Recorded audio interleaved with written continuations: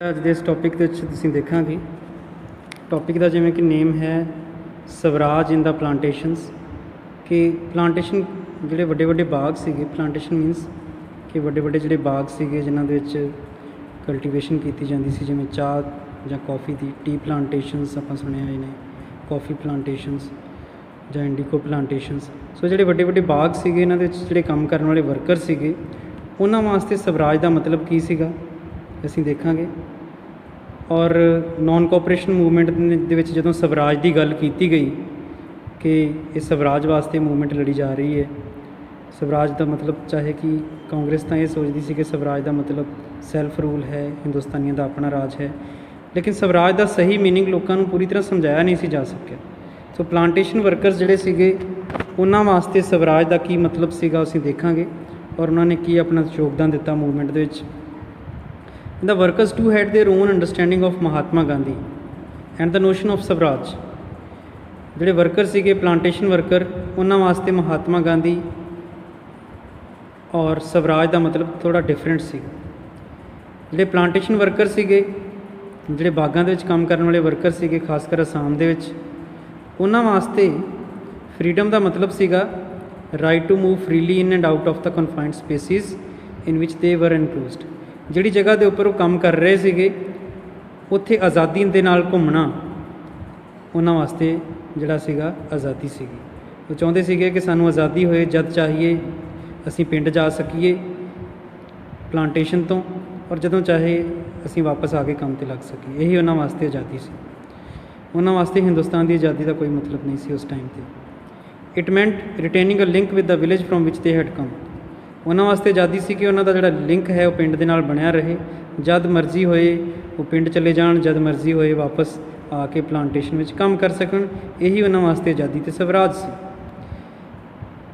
Under the inland emigration act of 1859 plantation workers were not permitted to leave the tea gardens without permission and in fact they were rarely given ਸੱਚ permission.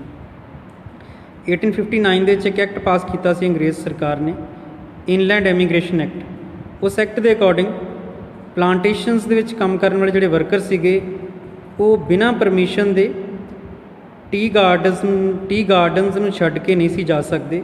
ਉਹਨਾਂ ਨੂੰ ਪਹਿਲਾਂ permission ਲੈਣੀ ਪੈਂਦੀ ਸੀ ਮਾਲਿਕ ਦੀ, ਤਾਂ ਉਹ ਜਿਹੜੇ ਸੀਗੇ ਛੁੱਟੀ 'ਤੇ ਜਾ ਸਕਦੇ ਸੀ, ਪਿੰਡ ਜਾ ਸਕਦੇ ਸੀਗੇ। ਪਰ ਅਸਲ ਦੇ ਵਿੱਚ ਪਰਮਿਸ਼ਨ ਕਦੇ ਵੀ ਨਹੀਂ ਸੀ ਦਿੱਤੀ ਜਾਂਦੀ। ਸੋ ਜਿਸ ਕਰਕੇ ਉਹ ਆਪਣੀ ਮਰਜ਼ੀ ਦੇ ਨਾਲ ਪਿੰਡ ਨਹੀਂ ਸੀ ਜਾ ਸਕਦੇ ਔਰ ਉਹਨਾਂ ਨੂੰ ਗੁਲਾਮਾਂ ਵਾਂਗੂ ਪਲਾਂਟੇਸ਼ਨ 'ਚ ਕੰਮ ਕਰਨਾ ਪੈਂਦਾ ਸੀ। ਜਦੋਂ ਉਹਨਾਂ ਨੂੰ ਪਤਾ ਲੱਗਾ ਇਹਨਾਂ ਵਰਕਰਸ ਨੂੰ ਨੋਨ ਕੋਆਪਰੇਸ਼ਨ ਮੂਵਮੈਂਟ ਬਾਰੇ, ਤਾਂ ਹਜ਼ਾਰਾਂ ਜਿਹੜੇ ਵਰਕਰ ਸੀਗੇ, ਹਜ਼ਾਰਾਂ ਦੀ ਗਿਣਤੀ ਦੇ ਵਿੱਚ ਉਹਨਾਂ ਨੇ ਆਪਣੇ ਮਾਲਕਾਂ ਦੇ ਖਿਲਾਫ ਜਿਹੜਾ ਹੈ ਮੂਵਮੈਂਟ ਕਰਨੀ ਸ਼ੁਰੂ ਕਰ ਦਿੱਤੀ, ਸਟ੍ਰਾਈਕ ਕਰਨੀ ਸ਼ੁਰੂ ਕਰ ਦਿੱਤੀ। ਬਹੁਤ ਸਾਰੇ ਪਲਾਂਟੇਸ਼ਨਸ ਨੂੰ ਛੱਡ ਕੇ ਚਲੇ ਗਏ ਔਰ ਵਾਪਸ ਘਰਾਂ ਨੂੰ ਚਲੇ ਗਏ। ਉਹਨਾਂ ਦਾ ਵਿਸ਼ਵਾਸ ਸੀਗਾ ਕਿ ਗਾਂਧੀ ਰਾਜ ਆ ਰਿਹਾ ਹੈ, ਗਾਂਧੀ ਰਾਜ ਆਏਗਾ ਔਰ ਉਹਨਾਂ ਨੂੰ ਪਿੰਡਾਂ ਦੇ ਵਿੱਚ ਹੀ ਉਹਨਾਂ ਦੀਆਂ ਜ਼ਮੀਨਾਂ ਜਿਹੜੀਆਂ ਨੇ ਖੇਤੀ ਕਰਨ ਲਈ ਮਿਲ ਜਾਣਗੀਆਂ। ਹਾਲਾਂਕਿ ਉਹਨਾਂ ਦੀ ਖਾਹਿਸ਼ ਪੂਰੀ ਨਹੀਂ ਹੋ ਸਕੀ, ਕਿਉਂਕਿ ਪਿੰਡ ਵਾਪਸ ਪਹੁੰਚ ਹੀ ਨਹੀਂ ਸਕੇ। ਪਲਾਂਟੇਸ਼ਨਸ ਨੂੰ ਛੱਡ ਕੇ ਜਦੋਂ ਤੁਰ ਪਏ ਸੀਗੇ ਤਾਂ ਰਸਤੇ ਦੇ ਵਿੱਚ ਹੀ ਉਹ ਫਸ ਗਏ, ਕਿਉਂਕਿ ਰੇਲਵੇ ਬੰਦ ਸੀਗੀ ਔਰ ਸਟ੍ਰਾਈਕਸ ਚੱਲ ਰਹੀਆਂ ਸੀਗੀਆਂ, ਜਿਸ ਕਾਰਨ ਉਹ ਕਦੇ ਪਿੰਡ ਪਹੁੰਚ ਹੀ ਨਹੀਂ ਸਕੇ। ਔਰ ਰਸਤੇ ਦੇ ਵਿੱਚ ਹੀ ਪੁਲਿਸ ਨੇ ਉਹਨਾਂ ਨੂੰ ਪਕੜ ਲਿਆ ਔਰ ਉਹਨਾਂ ਨੂੰ ਬੁਰੀ ਤਰ੍ਹਾਂ ਮਾਰਿਆ ਗਿਆ, ਔਰ ਹਾਲਾਂਕਿ ਉਹਨਾਂ ਦਾ ਕਸੂਰ ਕੋਈ ਨਹੀਂ ਸੀ। ਅੱਗੇ ਉਹ ਦੱਸ ਰਿਹਾ ਹੈ ਕਿ ਇਹ ਜਿਹੜੇ ਵਰਕਰ ਸੀਗੇ ਇਹਨਾਂ ਦੇ ਜਿਹੜੇ ਵਿਜ਼ਨ ਸੀਗੇ, ਇਹਨਾਂ ਦੇ ਜੋ ਡਰੀਮ ਸੀਗੇ ਉਹ ਕਾਂਗਰਸ ਡਿਫਾਈਨ ਨਹੀਂ ਸੀ ਕਰਦੀ।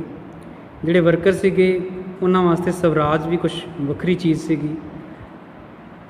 ਉਹਨਾਂ ਵਾਸਤੇ ਸਵਰਾਜ ਇਹ ਨਹੀਂ ਸੀਗਾ ਕਿ ਉਹਨਾਂ ਨੂੰ ਅੰਗਰੇਜ਼ਾਂ ਤੋਂ ਆਜ਼ਾਦੀ ਮਿਲੇ ਜਾਂ ਫਿਰ ਉਹ ਖੁਦ ਰਾਜ ਕਰਨ ਆਪਣੇ ਦੇਸ਼ ਦੇ ਉੱਪਰ, ਬਲਕਿ ਉਹਨਾਂ ਵਾਸਤੇ ਸਵਰਾਜ ਤਾਂ ਇਹ ਸੀਗਾ ਕਿ ਉਹਨਾਂ ਦੇ ਉੱਪਰ ਜਿਹੜੀਆਂ ਰਿਸਟ੍ਰਿਕਸ਼ਨਸ ਲੱਗੀਆਂ ਹੋਈਆਂ ਨੇ ਪਲਾਂਟੇਸ਼ਨਸ ਦੇ ਵਿੱਚ ਉਹ ਹਟ ਜਾਣ, ਉਹਨਾਂ ਦੀਆਂ ਸਫਰਿੰਗਸ, ਦੁੱਖ ਦਰਦ ਦੂਰ ਹੋ ਜਾਣ, ਉਹਨਾਂ ਦੀਆਂ ਸਾਰੀਆਂ ਮੁਸ਼ਕਿਲਾਂ ਹੱਲ ਹੋ ਜਾਣ। ਇਹੀ ਵਰਕਰਸ ਵਾਸਤੇ ਸਵਰਾਜ ਸੀ। ਲੇਕਿਨ ਫਿਰ ਵੀ ਕਹਿੰਦਾ ਹੈ ਕਿ ਜਦੋਂ ਟਰਾਈਬਲ ਪੀਪਲ ਜਿਹੜੇ ਸੀਗੇ ਜਾਂ ਵਰਕਰ ਜਿਹੜੇ ਸੀਗੇ ਜਦੋਂ ਗਾਂਧੀ ਜੀ ਦਾ ਨਾਮ ਉਚਾਰਦੇ ਸੀਗੇ, ਗਾਂਧੀ ਜੀ ਦੇ ਨਾਮ ਦੇ ਨਾਅਰੇ ਲਗਾਉਂਦੇ ਸੀਗੇ ਜਾਂ ਸੁਤੰਤਰ ਭਾਰਤ ਦੇ ਸਲੋਗਨ ਦੇ ਨਾਅਰੇ ਲਗਾਉਂਦੇ ਸੀਗੇ, ਤਾਂ ਉਹ ਕਿਸੇ ਨਾ ਕਿਸੇ ਤਰੀਕੇ ਦੇ ਨਾਲ ਆਲ ਇੰਡੀਆ ਮੂਵਮੈਂਟ ਜਿਹੜੀ ਉਹਦੇ ਨਾਲ ਰਿਲੇਸ਼ਨ ਬਣਾ ਲੈਂਦੇ ਸੀਗੇ। ਜਦੋਂ ਵਰਕਰ ਜਿਹੜੇ ਨੇ ਉਹ ਮਹਾਤਮਾ ਗਾਂਧੀ ਜੀ ਦਾ ਨਾਮ ਲੈ ਕੇ ਕੋਈ ਕੰਮ ਕਰਦੇ ਸੀਗੇ ਜਾਂ ਆਪਣੀ ਮੂਵਮੈਂਟ ਨੂੰ ਕਾਂਗਰਸ ਦੇ ਨਾਲ ਜੋੜ ਦਿੰਦੇ ਸੀਗੇ, ਤਾਂ ਕਿਸੇ ਨਾ ਕਿਸੇ ਤਰੀਕੇ ਦੇ ਨਾਲ ਇਨਡਾਇਰੈਕਟਲੀ ਜਿਹੜੇ ਨੇ ਉਹ ਨੈਸ਼ਨਲ ਮੂਵਮੈਂਟ ਦੇ ਨਾਲ ਆਪਣੇ ਆਪ ਹੀ ਜੁੜ ਜਾਂਦੇ ਸੀਗੇ। ਹਾਲਾਂਕਿ ਉਹਨਾਂ ਦੇ ਜਿਹੜੀਆਂ ਰੀਜਨਲ ਮੂਵਮੈਂਟ ਸੀ ਉਹਨਾਂ ਦਾ ਮੇਨ ਜਿਹੜਾ ਉਦੇਸ਼ ਸੀਗਾ ਉਹ ਸੀਗਾ ਆਪਣੀਆਂ ਲੋਕਲ ਪ੍ਰੋਬਲਮਸ ਨੂੰ ਦੂਰ ਕਰਨਾ, ਲੇਕਿਨ ਫਿਰ ਵੀ ਜਿਹੜਾ ਹੈ ਜਦੋਂ ਕਾਂਗਰਸ ਨਾਲ ਆਪਣੇ ਆਪ ਨੂੰ ਜੋੜਦੇ ਸੀਗੇ, ਗਾਂਧੀ ਜੀ ਦੇ ਨਾਲ ਆਪਣੇ ਆਪ ਨੂੰ ਜੋੜਦੇ ਸੀਗੇ, ਜਾਂ ਜਦੋਂ ਉਹ ਕਹਿੰਦੇ ਸੀ ਅਸੀਂ ਨੌਨ ਕੋਆਪਰੇਸ਼ਨ ਮੂਵਮੈਂਟ ਦਾ ਹਿੱਸਾ ਹਾਂ, ਤਾਂ ਉਹ ਜਿਹੜੇ ਨੇ ਆਪਣੇ ਆਪ ਨੂੰ ਖੁਦ ਹੀ ਨੈਸ਼ਨਲ ਮੂਵਮੈਂਟ ਦੇ ਨਾਲ ਅਲਾਈਨ ਕਰ ਲੈਂਦੇ ਸੀ, ਜੋੜ ਲੈਂਦੇ ਸੀ। ਹਾਂਜੀ ਬੇਟਾ, ਇਹ ਅੱਗੇ ਤੁਸੀਂ ਦੇਖ ਸਕਦੇ ਆ ਪਿਕਚਰ, ਇਹ ਚੌਰੀ ਚੌਰਾ ਦੀ ਪਿਕਚਰ ਹੈ। ਉੱਤਰ ਪ੍ਰਦੇਸ਼ ਦੇ ਵਿੱਚ ਗੋਰਖਪੁਰ ਜ਼ਿਲ੍ਹੇ ਦੇ ਵਿੱਚ ਚੌਰੀ ਚੌਰਾ ਨਾਮ ਦੀ ਪਲੇਸ ਦੇ ਉੱਪਰ ਫਰਵਰੀ 1922 ਨੂੰ ਇੱਕ ਜਿਹੜਾ ਹੈ ਮਸੈਕਰ ਹੋਇਆ ਜਾਂ ਵਾਇਲੈਂਸ ਹੋਈ, ਇੱਕ ਹਿੰਸਾ ਹੋਈ ਸੀਗੀ, ਕਤਲੇਆਮ ਹੋਇਆ ਸੀਗਾ। ਉੱਥੇ ਤੁਸੀਂ ਦੇਖ ਸਕਦੇ ਆ ਡੈੱਡ ਬੋਡੀਜ਼ ਵਗੈਰਾ ਪਈਆਂ ਹੋਈਆਂ ਨੇ। ਸੋ ਉੱਥੋਂ ਦੇ ਬਾਜ਼ਾਰ ਦਾ ਹਾਲਾਤ ਨੇ। ਇਹ ਨੌਨ ਕੋਆਪਰੇਸ਼ਨ ਮੂਵਮੈਂਟ ਦਾ ਹੀ ਪਾਰਟ ਸੀਗਾ। ਹਾਲਾਂਕਿ ਮਹਾਤਮਾ ਗਾਂਧੀ ਜੀ ਨੇ ਕਿਹਾ ਸੀਗਾ ਕਿ ਨੌਨ ਕੋਆਪਰੇਸ਼ਨ ਮੂਵਮੈਂਟ ਜਿਹੜੀ ਨੌਨ ਵਾਇਲੈਂਟ ਹੋਏਗੀ, ਕੋਈ ਹਿੰਸਾ ਨਹੀਂ ਹੋਏਗੀ, ਕਿਸੇ ਅੰਗਰੇਜ਼ ਨੂੰ ਵੀ ਮਾਰਿਆ ਨਹੀਂ ਜਾਏਗਾ। ਲੇਕਿਨ ਇਹਦੇ ਬਾਵਜੂਦ ਉੱਤਰ ਪ੍ਰਦੇਸ਼ ਦੇ ਵਿੱਚ ਇੱਕ ਭੀੜ ਨੇ ਜਿਹੜਾ ਹੈ, ਕਿਸਾਨਾਂ ਦੀ ਭੀੜ ਨੇ ਜਿਹੜਾ ਹੈ ਕੁਛ ਹਿੰਸਾ ਕੀਤੀ। ਸਭ ਤੋਂ ਪਹਿਲਾਂ ਪੁਲਿਸ ਨੇ ਉਹਨਾਂ ਦੇ ਉੱਪਰ ਅਟੈਕ ਕੀਤਾ, ਉਹਨਾਂ ਦੇ ਉੱਪਰ ਗੋਲੀਆਂ ਚਲਾਈਆਂ। ਜਵਾਬ ਦੇ ਵਿੱਚ ਕਿਸਾਨਾਂ ਦੀ ਭੀੜ ਨੇ ਜਿਹੜਾ ਹੈ ਪੁਲਿਸ ਚੌਂਕੀ 'ਤੇ ਹਮਲਾ ਕਰ ਦਿੱਤਾ, ਪੁਲਿਸ ਸਟੇਸ਼ਨ 'ਤੇ ਹਮਲਾ ਕਰ ਦਿੱਤਾ।